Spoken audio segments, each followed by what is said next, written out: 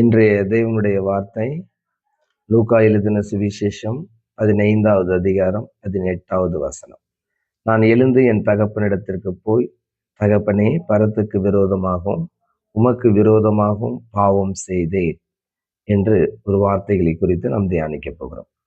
இந்த வசனத்தில் இளைய மகன் அப்பா கொடுத்த ஆஸ்தியை, பங்கை எல்லாம் அழித்து தேவன் கொடுத்த கிருபைகளை இழந்து தன்னுடைய வாழ்விலே நெருக்கமான சூழ்நிலைகள், இயலாத நிலைமையில், பசி பட்டினியில் அவன் யோசிக்கிறான், நான் எழுந்து என் தகப்பனிடத்துக்கு போவேன்.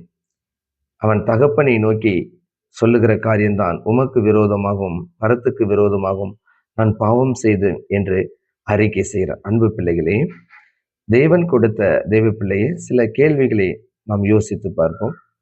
தேவன் கொடுத்த பங்கை ஒருவேளை இழந்து போய் நிற்கிறோமா? அல்லது தேவன் கொடுத்த கிருபையை இன்றைய நாட்களில் இழந்து போய் நிற்கிறோமா? அல்லது தேவன் கொடுத்த ரட்சிப்பை இழந்து போய் இந்த ரட்சிப்பை பெற முடியாமல் அவதிப்படுகிறோமா?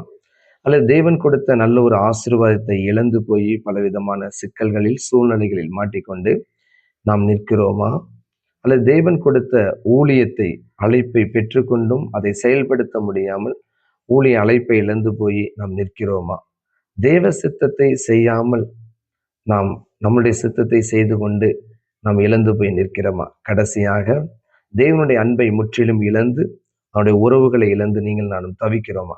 பரிசுத்த ஆவியானவர் இந்த வசனத்தின் ஊடாக இந்த காலை வேளையிலே நம்மோடு கூட பேசுகிறார். இன்றைக்கு நீ எழுந்து, நீங்கள் நானும் எழுந்து தகப்பனிடத்தில் போய், உமக்கு விரோதமாகவும் பரத்துக்கு விரோதமாகவும் நான் பாவம் செய்தேன் ஆண்டவரே என்று நீங்கள் நானும் சொல்லும் பொழுது, அங்கே பைபிள் சொல்லுது, அவன் தகப்பன் ஓடி வந்து அரவணைத்து மனதுருகி அவனுடைய வாழ்வை முற்றிலும் மாற்றினார் என்று 2 கைகளால் அவனை அணைத்து கொண்டு அவனை தூக்கி நிலை நிறுத்தி அவனை ஆசீர்வதித்தார் என்று வேதம் சொல்லுகிறது. இன்றைக்கு மனம் திரும்புவோம், தேவ தயவை பெற்றுக்கொள்வோம். நம்மளை கொஞ்சம் இன்றைய நாட்களில் தற்பரிசோதனை பண்ணுவோம். ஊழியம் செய்வதோடு நம்முடைய வாழ்க்கை கொஞ்சம் பரிசோதனை செய்வோம். மனிதனை சார்ந்து வாழுகிறோமா அல்லது கர்த்தரை சார்ந்து வாழுகிறோமா? என்னுடைய வாழ்க்கையில, என்னுடைய ஊழியத்துல பெருமைகள் இருக்கிறதா? அல்லது என்னுடைய வாழ்வில் பகை, கசப்பு, வைராக்கியம், மன்னிக்க முடியாதது, எரிச்சல், கோபம், விரோதம் இது என்னுடைய வாழ்க்கையில இருக்கிறதா? அல்லது தேவனுக்கு கொடுக்கக்கூடிய பங்கு, தசமபாகம் அல்லது காணிக்கை அல்லது நேரங்கள் அல்லது ஒரு கமிட்மெண்ட்டு, இப்படி ஆண்டவரை நீங்கள் நான் ஏமாற்றி விட்டோமா?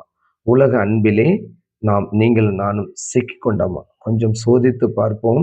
ஆண்டவரிடத்திலே மனம் திரும்புவோம். கர்த்தர் நம்முடைய வாழ்வை முற்றிலுமாக மாற்றுவார். தேவநாமம் மகிமைப்படுவதாக. ஆமென்.